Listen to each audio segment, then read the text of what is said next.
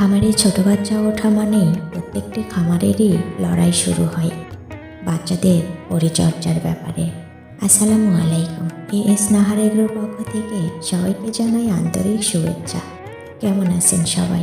আলহামদুলিল্লাহ, আমিও আপনাদের দোয়ায় ভালো আছি। আর আপনাদের দোয়াতে এই শীতে আমার মুরগির বাচ্চাগুলো প্রায় সুস্থ আছে আলহামদুলিল্লাহ। যত দিন যাচ্ছে শীতের প্রখরতা বেড়েই চলেছে, আর এই শীতে মুরগিদের সুস্থ রাখা প্রত্যেকটি খামারিদের অবশ্যই সতর্কতা অবলম্বন করতে হবে। এই শীতে আমি যেভাবে বাচ্চা ব্রিডিং করে থাকি সেই ভিডিওটাই আপনাদের সামনে তুলে ধরলাম।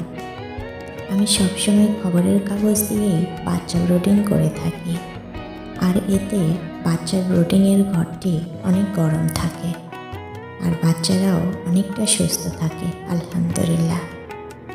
গত রাতে একদিন হঠাৎই সারা রাত বিদ্যুৎ ছিল না, আর এই কারণেই আমার 3টা বাচ্চা চাপাচাপি করে মারা গেছে।